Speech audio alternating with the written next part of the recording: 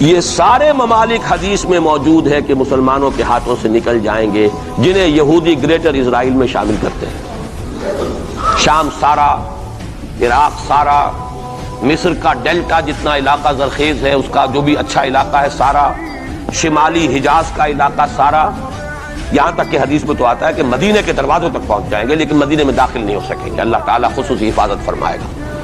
لیکن یہ کہ مدینے کے دروازے، اب مدینے سے اوپر کتنا حجاز کا علاقہ ہے، عرب کا، سعودی عرب کا، ترکی کا بھی مشرقی علاقہ جو ہے یہ سارا موجود ہے احادیث کے اندر موجود۔ تو یہ بڑی تلخ بھٹی آنے والی ہے۔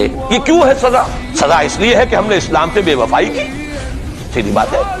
اللہ کو تو نہ ہم سے کوئی دشمنی ہے نہ ہمارے دشمنوں سے کوئی اس کی دوستی ہے، معاذ اللہ ثم معاذ اللہ۔ اس کی دوستی کہاں، کفار سے کہاں ہوگی؟ نبوکدنضر کے ہاتھوں بنی اسرائیل کو پٹوایا تھا اگر، تو کیا نبوکدنضر سے دوستی تھی اللہ کی؟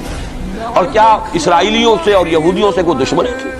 معلوم ہوا کہ اللہ کا معاملہ جس قوم سے بھی ہے کووننٹ ہے، وہ میثاق ہے ہمارا اللہ کے ساتھ، میثاق قرآن ہے ہمارا، ان کا میثاق تورات تھی، پکڑو اس کو، خذوا ما آتیناکم بقوۃ، پکڑو اس کو مضبوطی کے ساتھ جو ہم نے تمہیں دیا ہے۔ اگر اس سے بے وفائی کرو گے تو ہم سے کوئی تعلق نہیں، بلکہ تم مجرم ہو گے اصل۔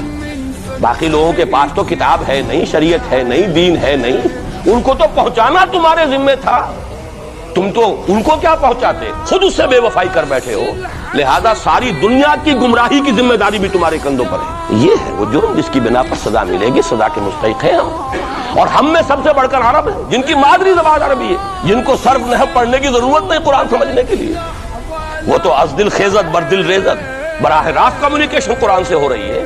وہ بے وفائی کریں تو ظاہر بات ہے مہا مجرم وہ ہے۔ لیکن پھر غیر عرب مسلمانوں میں اس وقت روئے ارضی پر سب سے بڑی مجرم قوم 10 کروڑ مغربی پاکستانی، یہ میں ڈنکے کی چوٹ کہہ رہا ہوں اور بہت عرصے سے کہہ رہا ہوں، اس لیے کہ ہم وہ لوگ ہیں کہ جنہوں نے اسلام کے نام پر ملک بنایا۔ کوئی ملک دوسرا دنیا میں اس وقت اسلام کے نام پر نہیں بنا۔